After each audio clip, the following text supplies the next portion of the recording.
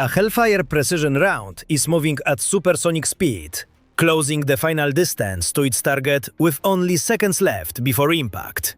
Below, a smuggling vessel linked to one of South America's most dangerous networks has no idea that its fate has already been decided. This moment is the final result of a highly advanced pursuit that lasted for days, connecting satellites, surveillance aircraft, intelligence teams and special operations units into one silent chain. But how did it reach this point? What turned a nearly invisible vessel into a target that could no longer escape? At 10 p.m. local time, somewhere over the Caribbean Sea, a US Navy P-8A Poseidon maritime patrol aircraft is flying a routine surveillance mission at 30,000 feet. From above, it serves as the watchful eye of a massive intelligence and commands network operating under the 4th Fleet.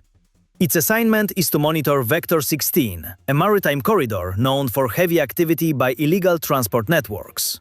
Inside the aircraft, operations specialists study rows of screens filled with data from the AN/APY-10 radar system, a powerful sensor capable of scanning enormous stretches of ocean and detecting even small surface vessels from hundreds of miles away.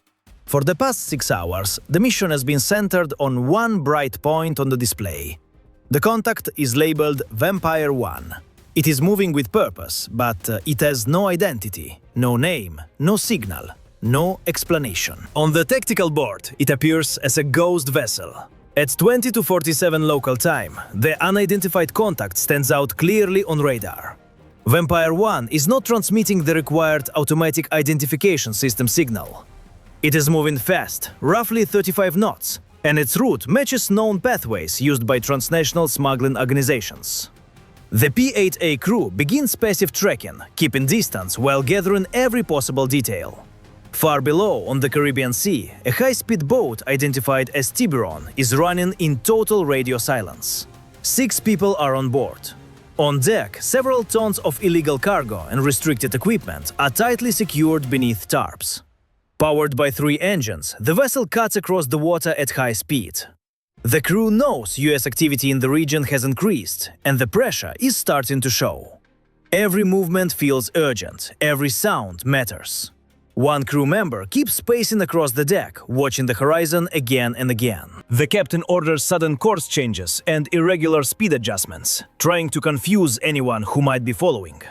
The boat shifts direction, slows, accelerates, and turns without pattern, all in an attempt to expose or escape surveillance. Intelligence suggests the crew is fully aware of the growing US presence in the area, and that awareness is creating stress that can lead to mistakes. At 23:30 local time, Tiburon performs what is known as a listening stop. The engines drop to idle, and the boat begins to drift silently on the dark water. The crew listens carefully for patrol boats, aircraft, or anything unusual in the night. But high above them, inside the P-8A cockpit, a sensor operator is already watching. On the thermal imaging screen, every movement and every heat signature from the 6 people on board is captured in detail. They are focused on threats they can understand: patrol boats, nearby aircraft, engines in the dark. Completely unaware that a far more advanced system is observing them from miles above. For the P-8 crew, flying at more than 15,000 feet, the boat's listening tactic changes nothing. From that altitude, the crew below has no chance of detecting the aircraft. After 5 minutes of silence, and with no visible danger around them, the Tiburon high-speed boat powers up again and continues at maximum speed. Throughout the tracking process, the P-8 team builds a detailed movement profile of Vampire 1. Using electro-optical and infrared EO/IR cameras, they record clear imagery of the vessel, confirm its layout, and count the people visible on deck. Every piece of data is logged, reviewed, and compared, strengthening the assessment that this is a coordinated illegal transport operation. The P-8 continues its silent surveillance, but its main role in the operation is about to change. At 1:15 a.m., as the vessel increases speed and moves deeper into the designated area of operations, the P-8 begins the target handover process. All collected data, Position, heading, speed, imagery, and behavioral analysis is transmitted through the Link 16 tactical data network to the guided missile destroyer USS Farragut DDG-99. Inside the Farragut's Combat Information Center, the Vampire 1 icon appears on the Aegis combat system displays. The contact is marked as a possible security threat. From that moment, the Tactical Action Officer takes control of the pursuit. The P8's role shifts from primary tracker to long-range surveillance support. The Tactical Action Officer reviews the situation and determines that a closer look is necessary. The team needs visual identification and a clearer assessment of what kind of equipment the vessel may be carrying. They need to know exactly what they are dealing with and how serious the risk might be. One mistake could change everything. Under the rules of engagement, confirmation is not optional. It is required. The order comes quickly and without hesitation. Deploy the helicopter. I need visual identification and an assessment of the target's onboard threat capability. Do it now. At 1:20, on the flight deck of the Farragut, an MH-60R Seahawk helicopter, call sign Viper 111, is cleared for takeoff. Its main rotors begin to turn, slowly at first, then faster and louder, until the sound becomes a deep, powerful roar. The helicopter, a highly advanced maritime operations platform, valued at around $40 million, rises from the deck. It does not climb high. Instead, it immediately drops low over the water, holding an altitude of roughly 100 feet above the sea surface, then accelerates to 150 knots. This flight profile allowed the helicopter to use the curve of the Earth as cover, helping keep its radar presence hidden from the vessel below.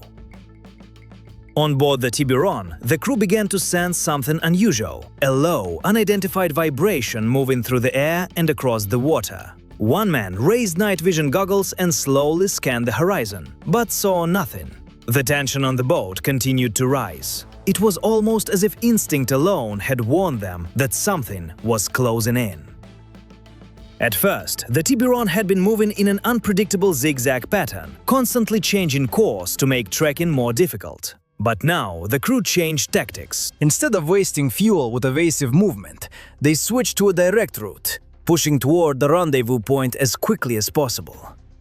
The helmsman advanced the throttle, and the boat surged forward in a straight line.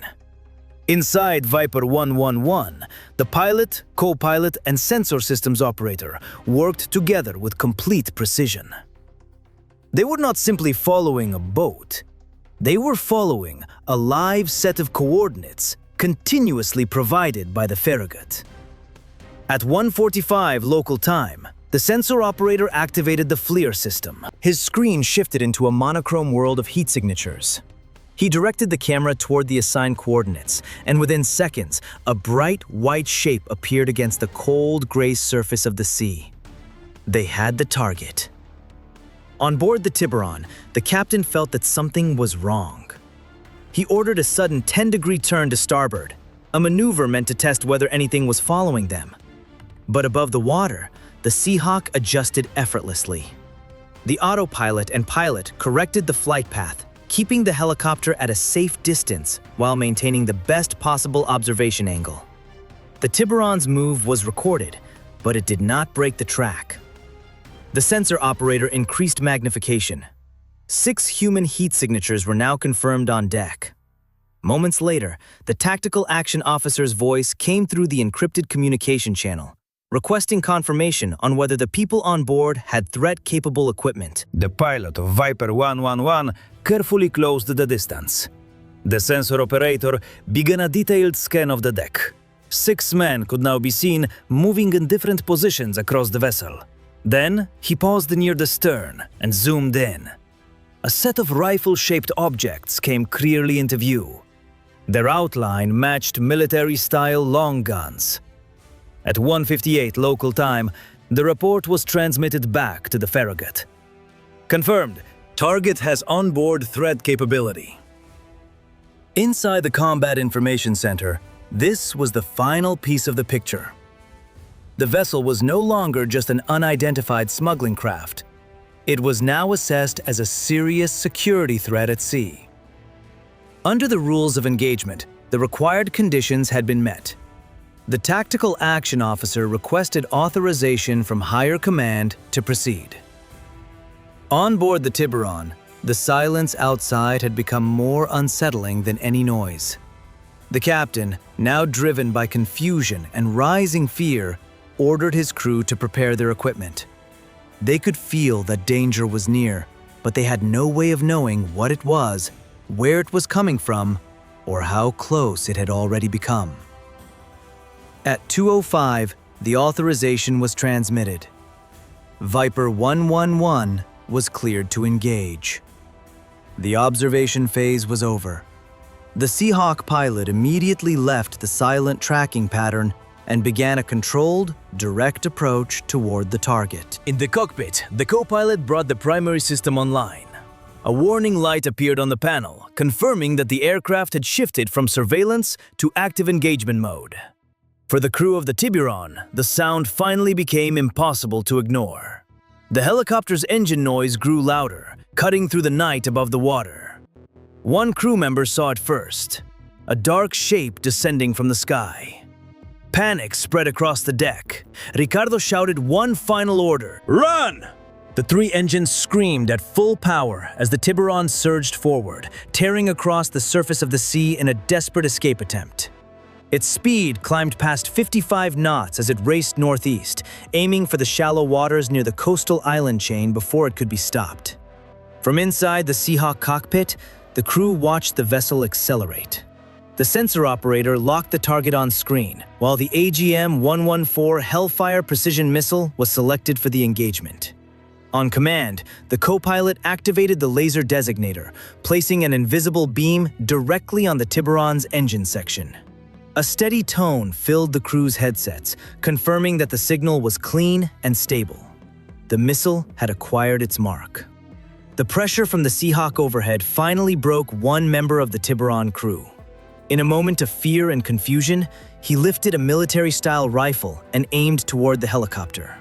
A short burst flashed from the deck into the night. The routes missed by a wide margin. At that distance, they posed little real danger to the Seahawk. But the act itself changed everything. It was recorded as a direct hostile action and confirmed the crew's intent to resist by force. The pilot's command came instantly, sharp and calm. Execute. Without hesitation, the operator pressed the red launch control. The Seahawk jolted as the missile left the rail. And now, the scene returns to where it began. A Hellfire missile was moving forward at supersonic speed, crossing the distance with terrifying precision. For the Seahawk crew, the moment was not seen as a cinematic flash in the sky. It was numbers, symbols, and data on the screen. The operator held the laser steady. For the Seahawk crew, this was the final step in a complicated tactical situation. Every movement, every signal, and every decision had led to this point. For the crew on the vessel below, however, only a few seconds remained to understand what was happening. They saw a sudden flash from the helicopter, followed by a streak of fire cutting through the night sky in their direction. There was no time to react and no space left to maneuver. The missile reached its target. Inside the Seahawk, the sensor operator's screen was briefly overwhelmed by the intensity of the impact. When the image returned, the vessel had been reduced to scattered burning debris on the surface of the ocean. The 6 heat signatures that had been visible moments earlier were no longer present. The pilot slowly circled the area, maintaining a careful observation pattern over the wreckage. There was nothing further to confirm. The sensor operator activated his microphone. His voice remained calm and professional as he transmitted a short report back to the USS Farragut. Target neutralized. Inside the Farragut's Combat Information Center, the hostile contact icon was removed from the display. The mission was complete. The message had been delivered through the language of modern integrated operations. It was direct and unmistakable. No matter how dark the night is, no matter how wide the ocean may seem, advanced surveillance can still find what is trying to remain hidden. The chase may already be over before the target even realizes it has begun. The operation involving Tiburon was not an isolated incident. It became another link in a wider maritime security campaign carried out by the US Navy in the Caribbean. part of intensified efforts to disrupt illegal transport routes and strengthen border protection from far beyond the coastline. Each successful interception sends pressure through smuggling networks. Every vessel stopped or removed from operation affects their finances, their confidence, and their ability to move safely across the region. This pressure forces them to choose riskier routes, operate under greater stress, and place their crews in increasingly dangerous situations. The growing presence of US military technology has changed the character of the sea itself. What once appeared to be a hidden route across open water has become a monitored and unforgiving operational zone, where one wrong move can lead to complete failure. For the United States, this is not only about stopping one shipment, it is also a demonstration of reach, coordination, and technological advantage. It shows the ability to combine intelligence, surveillance, naval power, and rapid response into a single system capable of acting far from shore. Every target taken out of operation weakens the larger network behind it. Every mission adds pressure to organizations that depend on secrecy, distance, and speed. And every successful pursuit reinforces a clear strategic message. National security does not begin at the shoreline. It can be protected far out at sea. This reconstruction is based on publicly available reporting and tactical analysis from major defense sources, including USNI News and Military Times. For more in-depth breakdowns of the operations, technology, and strategies shaping global security, follow our detailed analyses.